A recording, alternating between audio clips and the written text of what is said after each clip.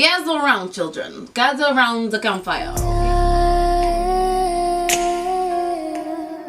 Hey guys, what's up? Welcome back to my channel, and if you are new here, then welcome to my channel. My name is Alanna, and I make great content on everything related to beauty, style, and just life. Okay, so if you like that kind of content, then stick around for a while. Hit the subscribe button before you leave, and don't forget to turn on your post notifications so that you are notified whenever I upload. Today's video is going to be a story time, okay?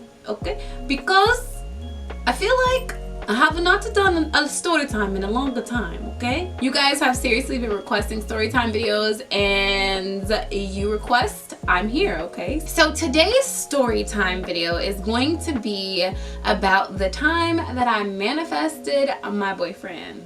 I know this is probably like a really weird story time video to tell, but I'm telling you guys, like, if you ever looked into like manifestation, the law of attraction, and just, you know, how powerful the things that you say and write down are, have I got a story for you, okay? Just to give you guys a little bit of background, like, I have really never been good at choosing partners, okay? And just a little bit of family history. I actually had my grandpa growing up. He was like my dad. We lived in the same house, and he was just really close with me, and I was fine, like all through elementary school, all through, you know, really middle school. Like, I was good. Your girl was a-okay.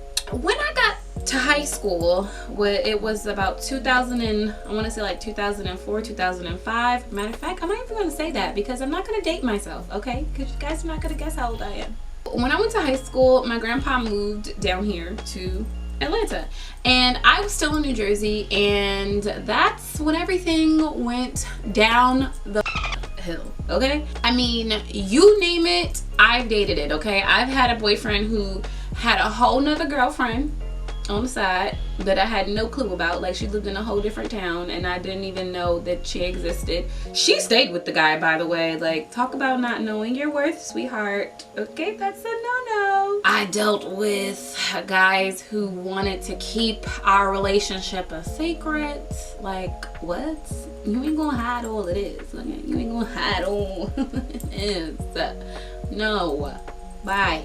I've also dealt with guys who were just really lazy, like who didn't want to get up and do anything. No shade to anybody that I've ever dated. I mean, you shouldn't even be on this video anyway. Click away, click away. Guys from my neighborhood, most of them kind of grew up and still, you know, doing whatever, or they just kind of hung out and did whatever. So I felt like I was stuck in a situation, and you know, there was nothing else beyond the situation that I was in. I remember going to court, and I was getting a restraining order. As I'm sitting in the courtroom, I just literally broke down crying because I'm like, you know what?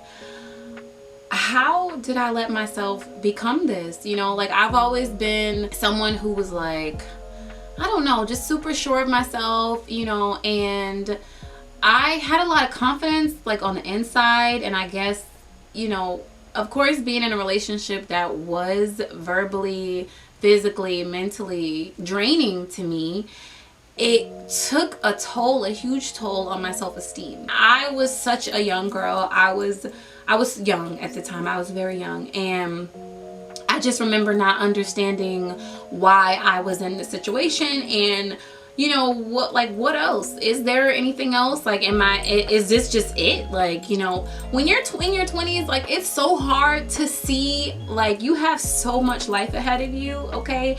And I just was stuck in this little tiny box thinking that this was it. I knew that I wanted more, and I remember one day I was talking to my aunt on the phone. She understood what I was going through. She was like one of the only people that I could confide in about my situation at the time, and I remember her telling me, you know, asking me like, well, have you ever talked to God about what you want? And I'm like, yeah, you know, I pray. And she's like, no, have you like asked God for what you want? Like, have you seriously said, God, this is what I want? Have you outlined it? And I'm like, you know, no, because you know, you think like, God, that's God, like, he knows what I want, you know. But if you don't ever ask, then you can't ever put out there what you want. It's so important to say that, like, you have to ask for what you want, because a lot of times we're too busy thinking about what we don't want that we're actually attracting more of what we don't want to us. And at that time, I knew that I didn't want somebody that did this. I didn't want somebody that did that. I didn't want all of these things that I knew I didn't want, but I never really sat and thought about what it was that I actually did want. She said that to me, and of course I was just like, okay, whatever, sure girl, bye. And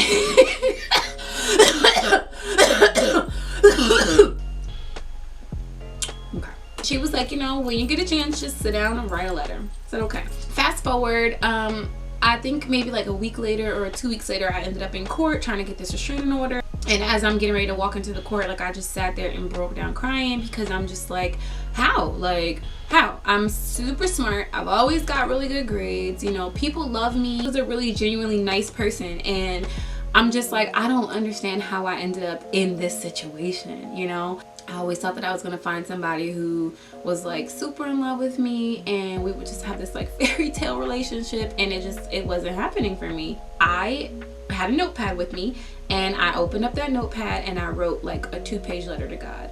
And I started off with, dear God, please send me.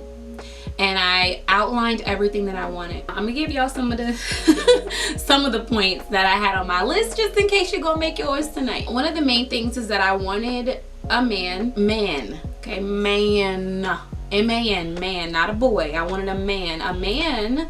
There is a huge difference between a man and a boy. I wanted someone who was going to love me for who I am and not try to change me or try to, you know, make me do things that I wasn't comfortable with. I wanted him to respect me. I wanted him to never put his hands on me or never even want to put his hands on me because he loved me so much. Obviously, I wanted him to be like so in love with me that he couldn't live without me. I wanted him to have both parents at home. Even though I didn't grow up with both parents, I understood what, like I saw a difference. A lot of the guys that I had dated in the past were did not have their dad, so they didn't really see what a positive male role model looked like. And I knew that if I'm gonna be asking God to send me someone who I want to marry one day and have kids with, I need to make sure that he is going to be a good example of what I would want my son to grow up to be. I also wanted him to have I wanted him to make a certain amount. I wanted him to have his own car. I wanted him to have his own place. I wanted him to have several degrees, and I put several in there because, again, the guys that I had dated in the past, none of them took education seriously. And not to say that education is the only path, but if you're not going to do if you're not going to finish school, you got to do something, you know. You got to do something. I knew that by attaining multiple degrees, that would show me that he was really committed to his education and committed to bettering himself, and that's just something that I personally wanted. Another thing that was really big with me was I didn't want him to have no social media. You know, I'd rather my man be more worried about work than working it on the gram, okay? Leave that up to me. I never really liked guys my age. I always dated guys that were older, but they always seemed to still be immature. So I didn't ask for a specific age, but in my head I was thinking like I wanted him to be older, you know. I wanted him to, I specifically put this in there, I wanted him to be able to teach me things. Obviously I wanted us to be very well compatible, you know, intimate wise. I can't think of anything else. If I think of anything else, I'll mention it later on in the video. But that's really it. I kind of wrote out a whole letter, just, you know, listing those things out. So now here's the kicker. So after I wrote that letter, I forgot about it. I closed it up. I put it away. I completely forgot about it. That had to be like a year and some change went by. I ended up moving, and during this move I was talking to someone. He didn't have anything that I really wanted. Like, he was a great person, but he just was kind of lazy. At that point I was like, you know what, damn, like, just damn, forget it. The reason why I guess I had a rebound at first was because I felt like I was missing something. I felt like not being in a relationship and not talking to somebody all the time, like, it was empty. Like, I was very empty. I was depressed for a while. You know, I was just very alone. And, you know, a couple of months into me moving, I started to kind of feel myself again. I'm like, you know what, girl, I'm about to go buck wild, okay? Like, I never really kind of have been single like that, so this was my time to shine, okay? I was gonna come to Atlanta and wow the out. At the time, I'm just like, you know what, whatever. Like, and of course my daughter was visiting family, so it wasn't like she was here and I'm just out here getting it. Like, no, she was away, I was by myself, and I was like, you know what, I'm not gonna be stressing about not having a man. I'm not going to be looking for anybody. Like, I give up, I'm done. I don't want to date nobody. I don't got time for this. I don't got time for guys. I don't got time for none of it. It's over. I'm done. Capiche, capuche, done, out of here, boom. And then, you know, it's funny when they say like, tell God your plans and watch him laugh, because he was like snatched me right back, because literally like the weekend that my daughter went away, my cousin was getting married. And so my cousin, he's from a small town, very small town, population gotta be like 100. Him and his wife, like, I love them so much. They had a private wedding and they invited me. And this time I'm just like, you know, I didn't know if I was gonna go or not, because I was just in a weird space, and like a part of me wanted to just go party my life away. And a part of me, you know, and my grandpa was like, come on, let's go to the wedding, you know, we're going this weekend. So I was like, okay, fine. So I went to the wedding, and you know, everything's cool. Like, I literally was not expecting anything, okay? Again, we're in a town in Georgia, like rural Georgia, where the population is literally like 120. Not a lot of people at all. So I'm thinking like, who I'm about to see here? Nobody. I mean, I wasn't even thinking like that. Like, that wasn't even my frame of mind. But okay, here's the kicker. So I get into the church. I'm sitting down. My cousin that is getting married comes out, you know, of, I guess, wherever people are before they get married in the church. And he goes to the altar. And there's a guy behind him who is fine.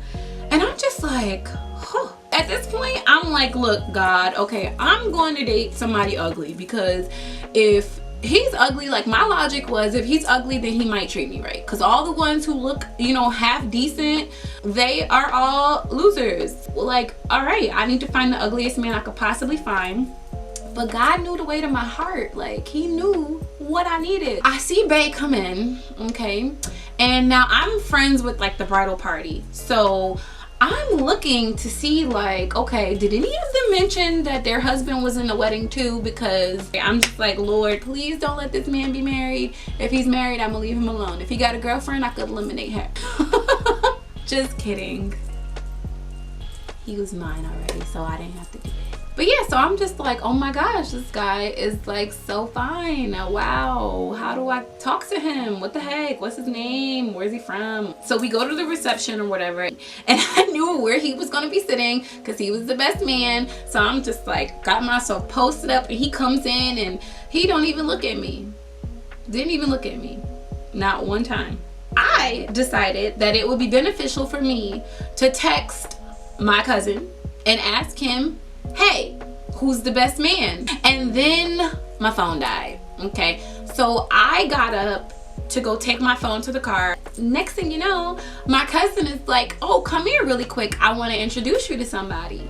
So I'm like, okay. He's like, you know, you're from Jersey, and I want to introduce you to somebody from New Jersey in particular, and this is my friend. And lo and behold, you guys, it was my boo. And he is just so shy and so introverted. He just really doesn't even make that much conversation. I think my cousin gave him my number. I went to the car to go charge my phone. I thought he was gonna follow me outside. Girl, he did not follow me outside. I'm not a texter, but I had like a 4-hour ride back home. So the whole time I'm texting him. We're texting back and forth, and he's like responding hella fast. We're talking, and I find out that he does not have any social media. Like, he did have like an account, but he just didn't really post or go on at all like that. We grew up less than 20 minutes away from each other.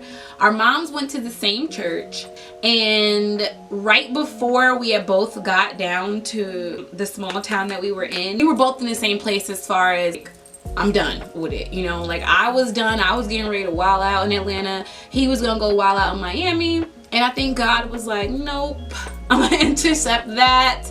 You're both ready now. He asked me to be his girlfriend, and we have been dating ever since and going strong, and just it's been a great relationship. I'm sharing this story to let you guys know that no matter where you are in life, no matter where you are in your current situation, that's not final. God always really has like the best for you. But the thing that I realized is that, number one, like, you really have to write it down and say it. Okay, say it out loud, like really think about it. The moment I decided that I was not going to give any attention to the fact that I didn't have what I wanted is when he came. Like, we clicked right away.